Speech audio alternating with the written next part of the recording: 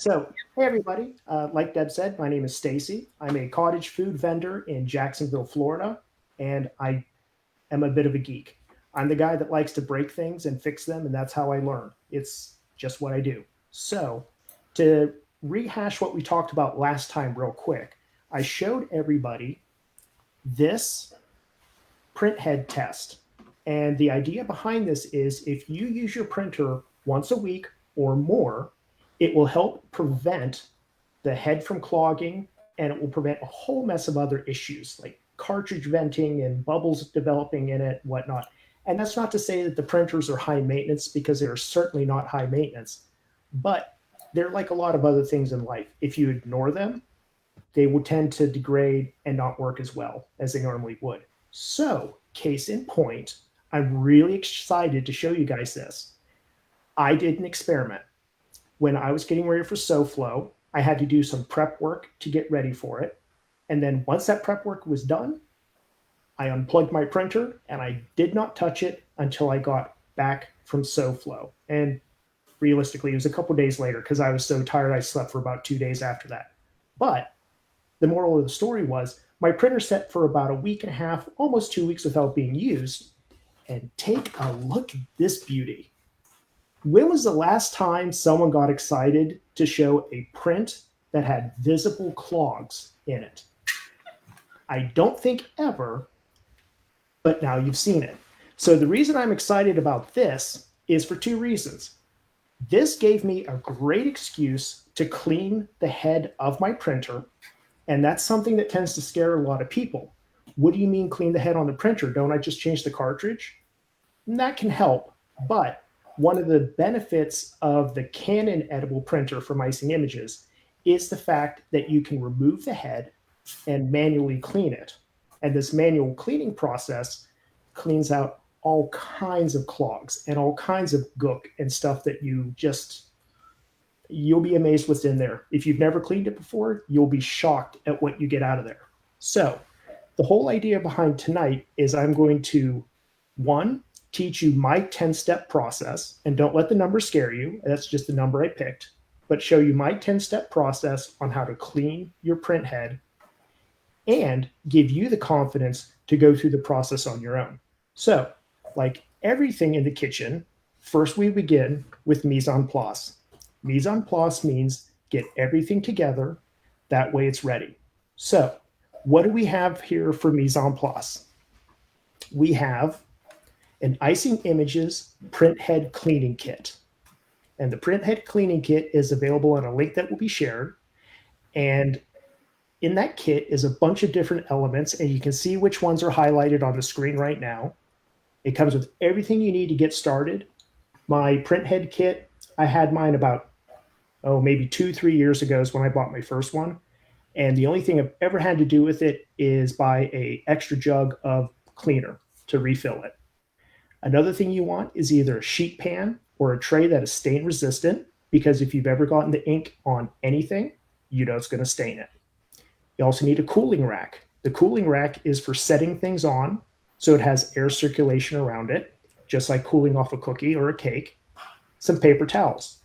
Normally, I like to use washable towels in my kitchen. It's easier on the environment, generates less waste, but in this case, it's just easier to use a disposable paper towel, because then all that staining, you don't have to worry about it. Just toss the paper towels away. You're not going to use a ton, so let's just go ahead and use them. Nitrile gloves, because ink will get everywhere if you're not careful when you're doing it. So nitrile gloves will help keep your hands clean. Unless you want essentially rainbow henna. That could be cool too. Let's see, a shallow dish. And the difference between a shallow dish and a sheet pan is the shallow dish will put the print head in it to soak. So this is something different that you want to use. I tend to use a ramekin or a small deli container. A flashlight, that way you can see better when you're looking inside the printer. A sink with plenty of hot water. This is not something you want to do at your desk. It's something you want to do at a sink. And then optional is, if you want to, you can use a dehydrator to speed up the drying process, but you don't have to have one. That's why it's completely optional. And not pictured in what you see right now is an extremely confident decorator, caker, cookie, or whatever, and that is you. So let's go ahead and dig into the brass tacks of it. Now, if you're like me, you've probably already went to grab a tablet and a pencil and you're going to take all kind of notes and do all kinds of things. Stop. You don't need to. A cheat sheet has already been provided that will be an outline of everything we talk about tonight, and it's going to be available on my website. It's at the same page that all my resources are available to Icing Images fans, and we'll post a link to that later on. And in there, you can download the cheat sheet, you can print it, you can save it to Google Drive or save it to your local computer, whatever you want to do with it. So, first thing we need to do is get the cartridges out of the printer. So let's switch to this view. All right, so as you can see, my printer is currently turned on, and that's what you want it to be. It needs to be turned on to start the process. You notice that the screen is dark. That's because it's in sleep mode. As soon as I raise the lid, it will wake up. It'll go through a little bit of a song and dance, and you'll notice that I already took the cartridges out of it, and that was just to save a little bit of time. If you've ever set up a printer or changed your cartridge, you already know how easy it is to do it, so we're just going to bypass that one step. So once you get the cartridges out, you want to place them back in their orange clips. Always save these orange clips whenever you get your cartridges, because it's a great place to store your cartridge. That way it's not making a mess of everything and leaking ink everywhere. Now, one thing, depending on which printer you have, the particular printer I have is the Platinum printer. It's the one that has the scanner on top. The scanner doesn't make a difference. It just lets you know which one I have compared to what you have.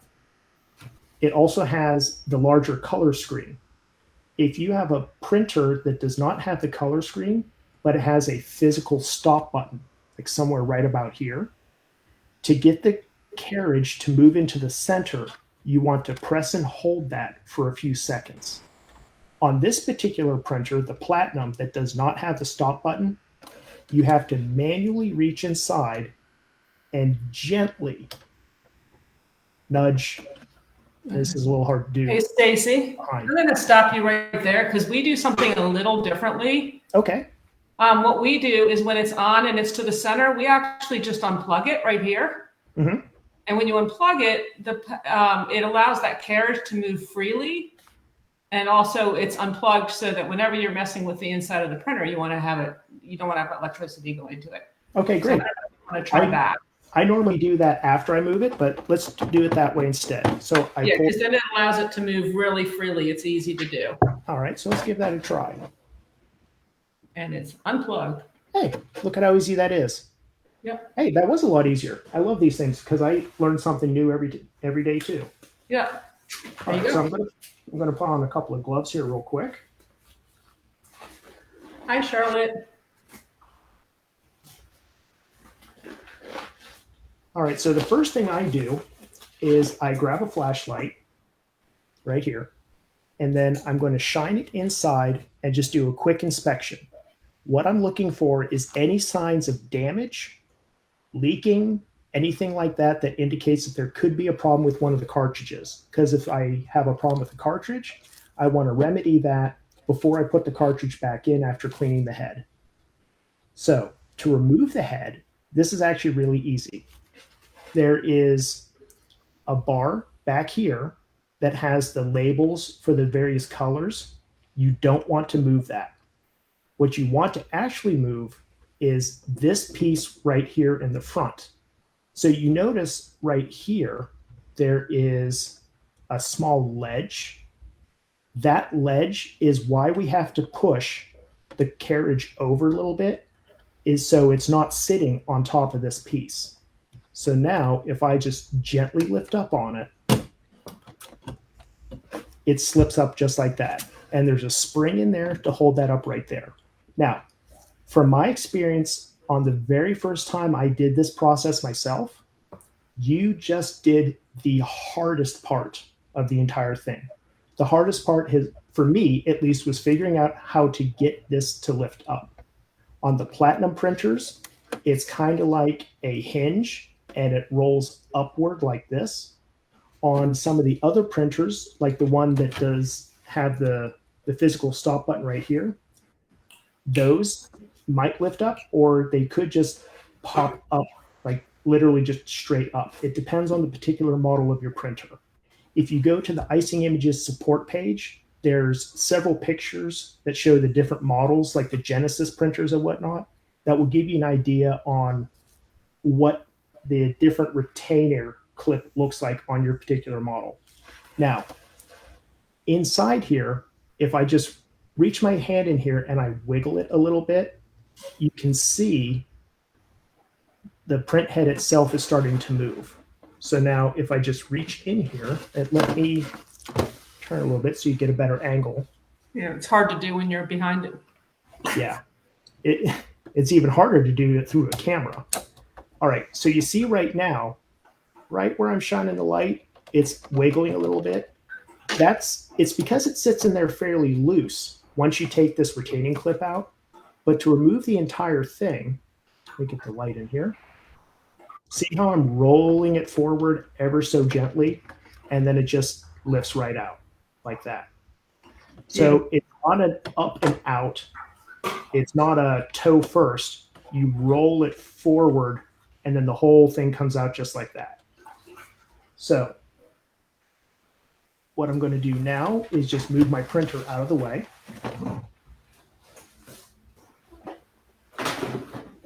Hi, printer. Goodbye. And Your this printer, right here.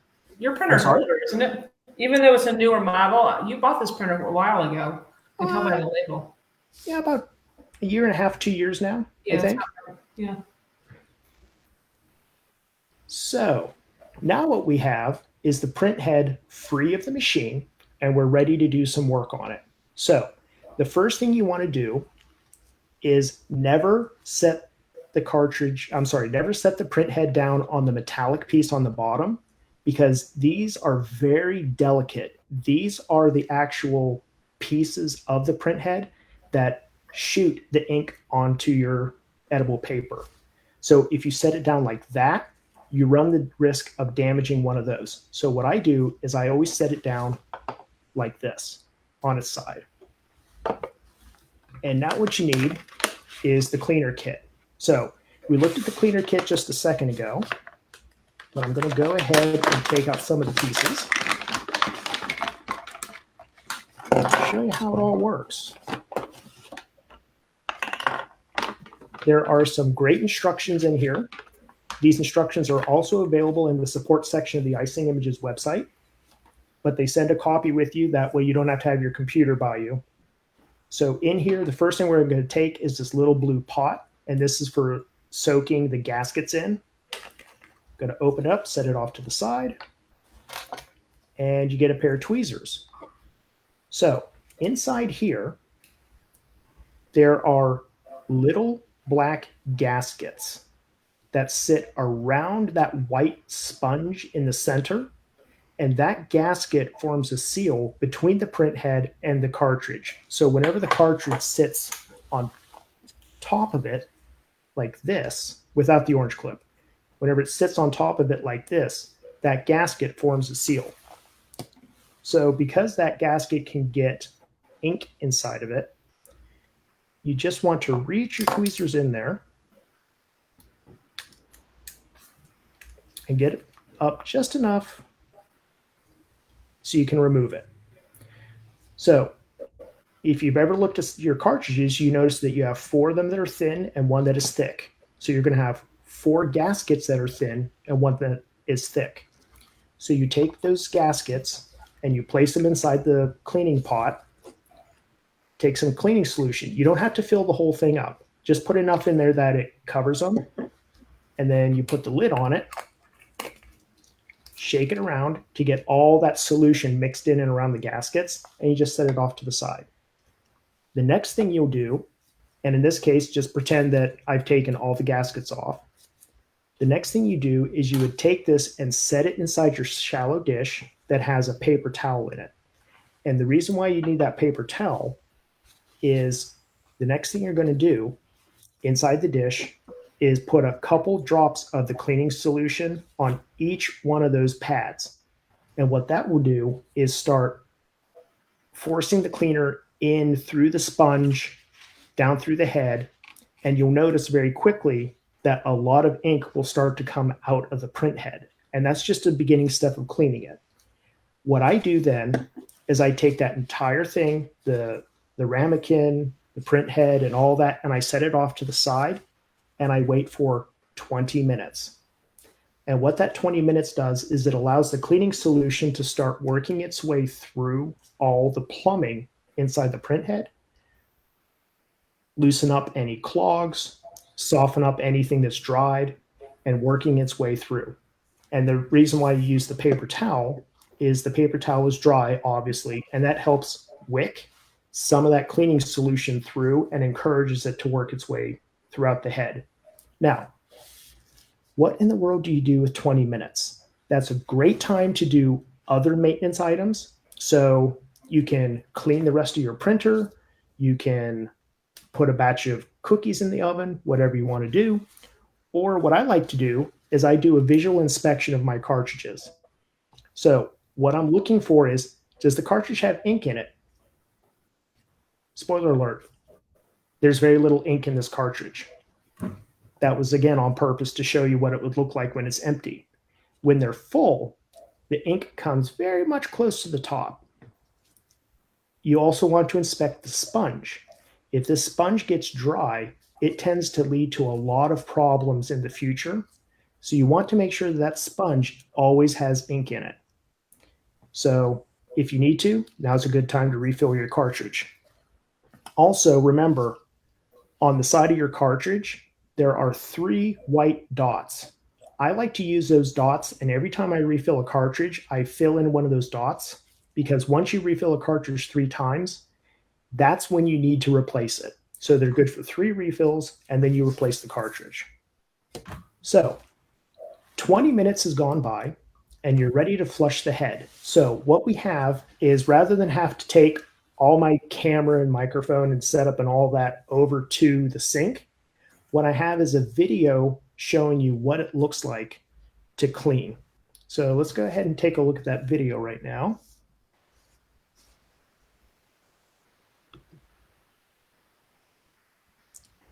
And what you're seeing here is, the first thing I do is I start the water and I let it get hot.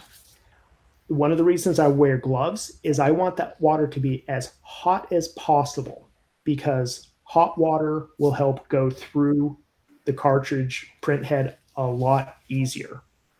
So you notice what I'm doing is I flush water through the tops, and then I turn it over and I let water come off the back. So look at how each of those look like they're clean, but the underside looks like it's a little dirty. You still see some color there. And watch what happens when I run it under the water again.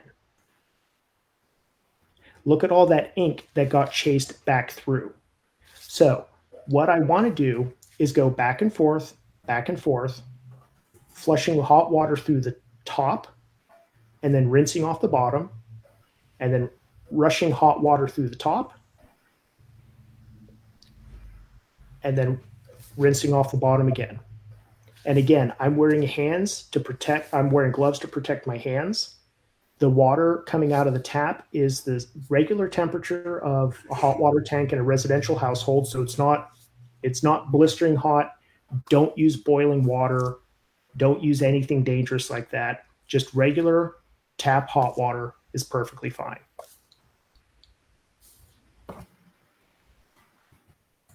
You can see I'm spending a little bit of time focusing on each one of the individual sponges, letting that water get down through. And then after that, it will be perfectly cleaned out. Now, a couple other things to talk about here is, please don't do anything crazy. You don't want to hook it up to a pressure washer. You don't want to throw it in a dishwasher or anything like that. Regular tap water and the cleaning solution that comes in your cleaning kit is all you need to clean out your print head perfectly.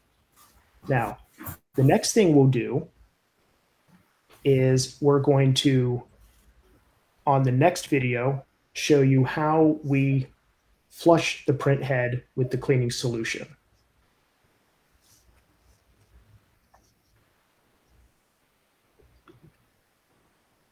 So inside your cleaning kit is some solution, and my bottle was empty. That's the reason why I had to put it, my bottle was almost empty. That's why I moved it into a cup.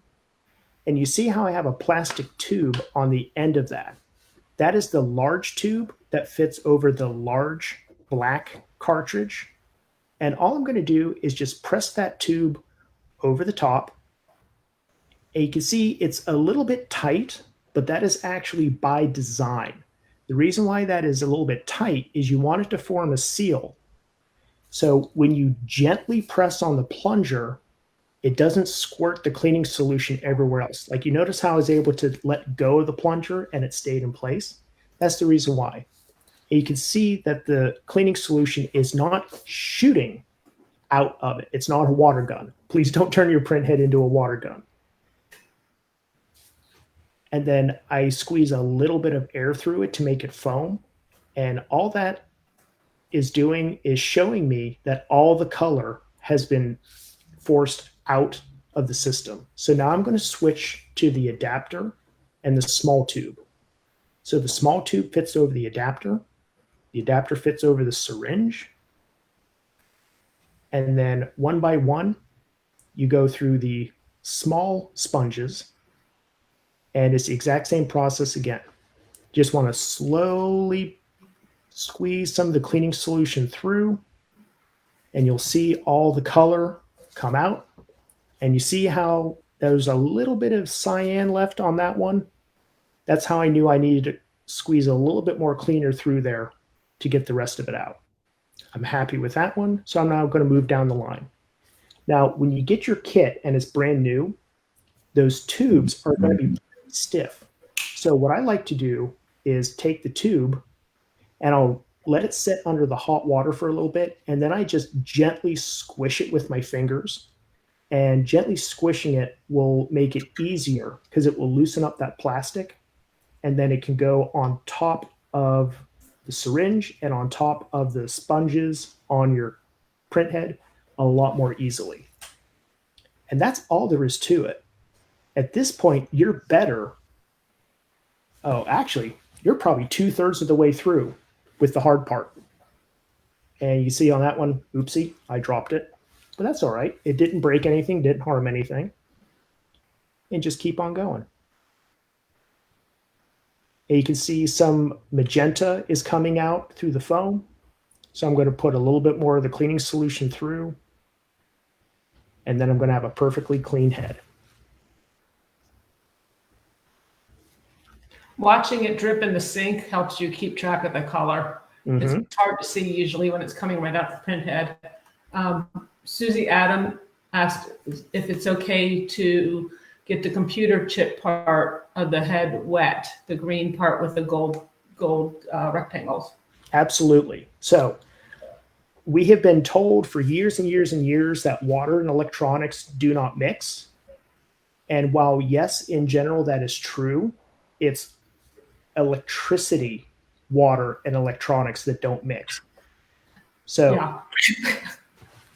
As long as you aren't running electricity through it, it's going to be generally acceptable as safe for what you're doing. So you can see that I'm not taking great care in making sure that I'm not getting anything wet on the print head. So that's the end of that video. And now what about just like taking the whole print head and soaking it?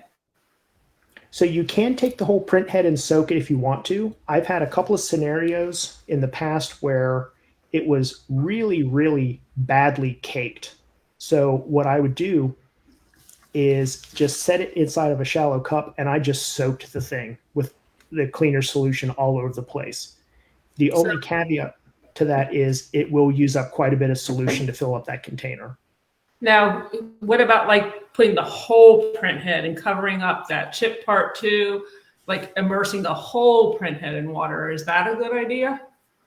I would not recommend doing that, because anytime the electronics are setting in a liquid, that is an opportunity for corrosion to occur if any air gets circulated. Because what you typically have with electronics is a problem called corrosion or oxidation. And what that is it's the reaction of the metal and the oxygen, and what precipitates that is the water. Now, in a humid environment, you can have electronics corrode very easily. If you've ever taken a battery out of a flashlight or something and there was corrosion in there, that's a chemical reaction between the battery and the metal caused by the humidity. So I would not ever soak this in water. And that's the same reason I say don't use a dishwasher, because most dishwasher cycles are like 30, 45, 60 minutes. Way too much time. Way too much time. So that video that we just finished watching where I was flushing it underwater and then flushing it with the syringe, that entire process took about 15 minutes in real time. It doesn't need to take hours. You don't have to stress and just go through it and go through it and go through it. No need. About 15 minutes is all it takes. So the next step, and this is what I will tell you is the most important step, and this is the one that you cannot shortcut. There are no shortcuts for this step. You have to let this thing fully dry.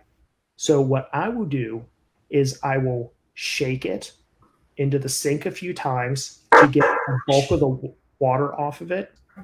And then I will set it like this on a cooling rack. And I don't have one right here immediately. And I'll set it on a cooling rack and I will let it air dry for at least 8 to 12 hours. 8 to 12 hours, because you want all of these electronics in here to be fully dried out before you put it back in your printer. Now, you remember earlier I said there was an option of using a dehydrator. If you have a dehydrator, put it on its lowest setting. In my case, it's 95 degrees Fahrenheit. That's 35 degrees C. And 2 to 3 hours at the most, it is perfectly bone dry. And I cannot stress this enough. Your print head must be completely dry before you put it back in your printer, or it can cause tremendous damage. So real quickly, why is if there's water on any of these electronics, when the electrical signal is passing through, it can cause something to short circuit, and that can cause the print head to burn out or cause damage to the printer. If there's water inside the jets here, that water could also cause some issue. Now, that's not to scare you out of doing this. That's not the point of doing it. It's just to impress upon you that it's very, very important that you let this thing dry completely. Again, if you let it air dry 8 to 12 hours, or if you put it in a dehydrator set at 95, about 2 or 3 hours. I've done it both ways. It works perfectly fine. And I can tell you, let's see, I've probably done this process on my current printer 3 or 4 times now. Never once have I had an issue with it damaging my printer at all. And the printer I had before this one, I also did it 2 or 3 times. Had no issues with it at all. So once you have all that done, you are done with all the hard part. And you made it, and you did it, and you should be proud of yourself. So all we have to do now is put it back in the printer and get it set up to go. So let me move all the stuff out of my workspace and bring the printer back.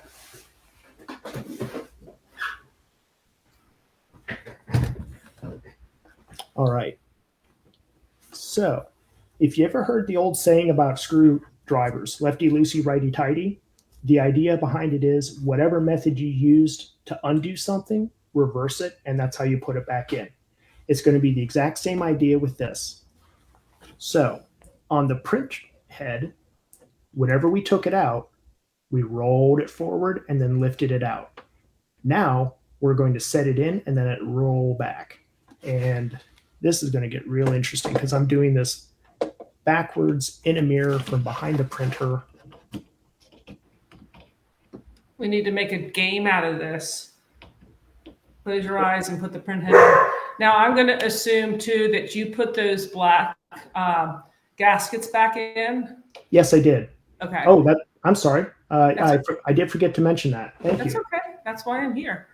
Yeah. When you notice, if you notice them, the gaskets, the way they set, they are almost like oval. And there's a thinner part and a thicker part above that circle. And the circle meaning the hole in the center. The thinner part goes towards the bottom of the print head. Yeah, so you see there how there's yeah. There's a ridge and a smooth side. The smooth side goes up and the fat end goes towards the back. So if we take a look at the print head, you can see that the fat end right there is towards the back and the thin end is towards the front. Now, I'm going to go ahead and put it in there wrong so you can see what it looks like. There. So you see the difference? You see how it's hanging over the edge? That's a good sign that it's on there backwards. So, and you also notice it's not sitting down the whole way. And it can't because the fat end is hanging over the edge.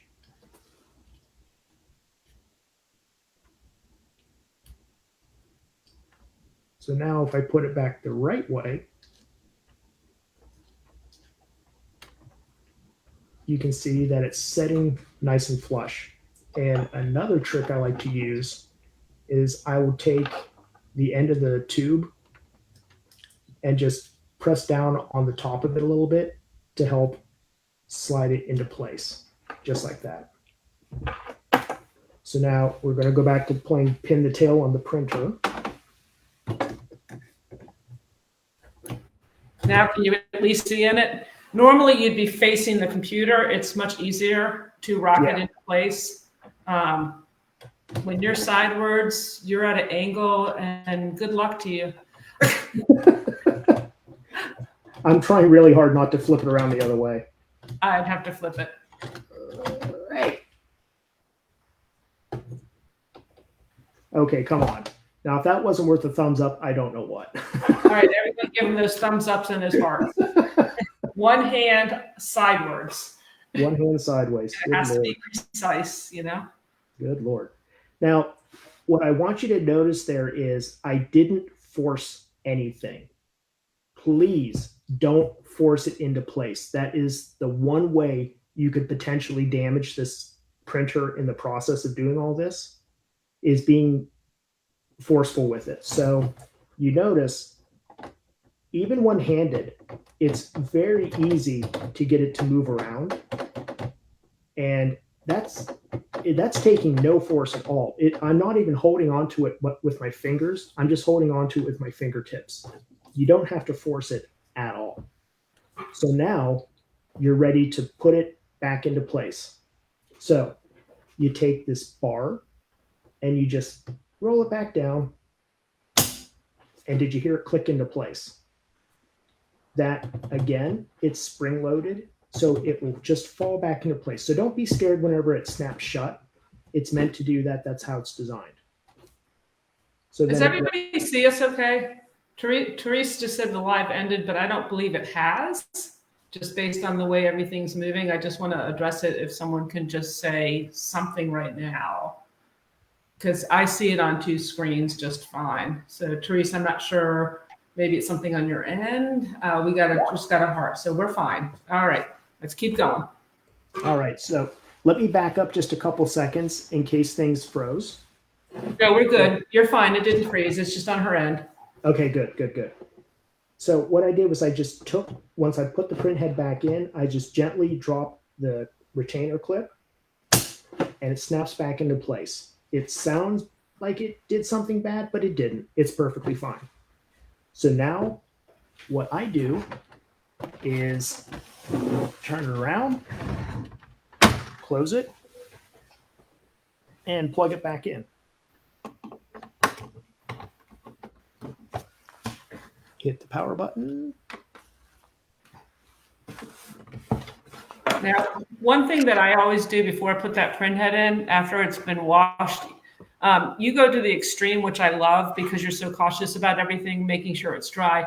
I like to take like a paper towel and I literally hit the print head in my hand into the paper towel to make sure there's no drops coming out at all, just in case something's back there. And that will kind of give you an idea to make sure that it's dry. Yeah. All right. Now you got your error. Yay. That's a good sign. How about that? It's the first time you've ever seen someone be excited about a clogged head and the first time you've ever seen anyone excited about an error. This is an okay error. I know. PC load letter. This is an okay error to have. You have failed successfully because what that means is that, one, your printer knows that there's a print head in there. Woohoo. That's what we want. We want the printer to see the print head. It also means that it's looking for the cartridges because the cartridges aren't in it. So that means you have done everything correctly. So the next, and just for the sake of time, I'm not going to bother going through and reinstalling the cartridges. But what I am going to do is show you what I do next. Okay, right. Susie's asking, do you have to clean the part of the printer that the print head sits in? And no, you don't. I have once maybe seen that area in there be a little bit dirty and you can clean it up just with a paper towel gently or a soft cloth. But there's not much in there that's holding onto it that interferes with the ink and the paper. Right. Yeah, so that's something I've never had to do either. One of the things you can do to avoid having that happen is venting your cartridges before you put them in. And all venting means is if you look at the top of the cartridge, you have the plug where you refill it from, and you have a vent hole right here. So to vent your cartridge, what you would do is, over a paper towel, is unclip it, pop it up just ever so slightly, and then I clip it back into place. Take out the refill plug, and then just tap the sticker a few times. And what this venting does is it releases any air bubbles in here. And air bubbles can cause a situation where ink spills into the print head whenever you're replacing it.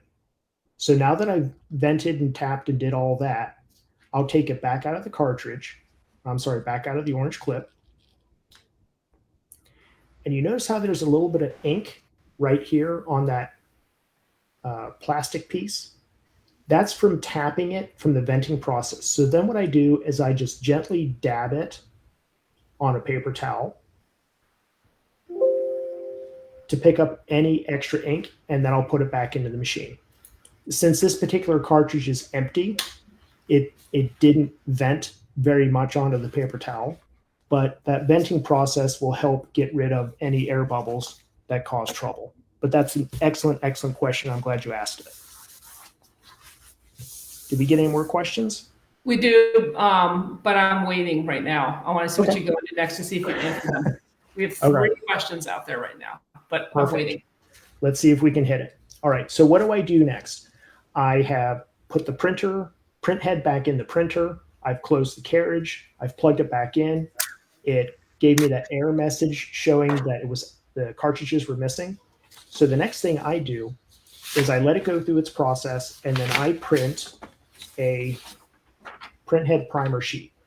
Now, when you put the cartridges in, it will automatically prime the print heads and run a little bit of ink through it. But I like to double down and be safe. And this will tell me right away if I have any issues with the printer or with the way the ink is moving through the system. This is also available on my website. It's in the same location as all the other downloads that I've brought to you guys in the past. It also includes the cheat sheet. And then once that is done, I run a printer head test. Now, hey, Lori, can you put the link up for everybody so they know where to get to his website at, please? Okay, Go ahead, sorry. And don't worry, that website page is not going anywhere. It is something set up just for fans of Icing Images, and all those resources will be there for y'all forever. So just bookmark the page. If you ever lose it or need to re-download it, you can go back to it. So now look at the difference. There's no magic tricks. I didn't do anything fancy here. Everything you just saw me do on this live is exactly what I did to get from here to here. And that's the reason why I print a printhead test sheet first and last, because this is my comparison to know if things have been fixed. And in the off chance that my second printhead test came out with stripes or any marks on it, this is something you can share with the support staff at Icing Images, and that will help them help you troubleshoot what's going on with your printer. So, and again, that printhead test sheet is available on the website for download. And guess what? You made it. That entire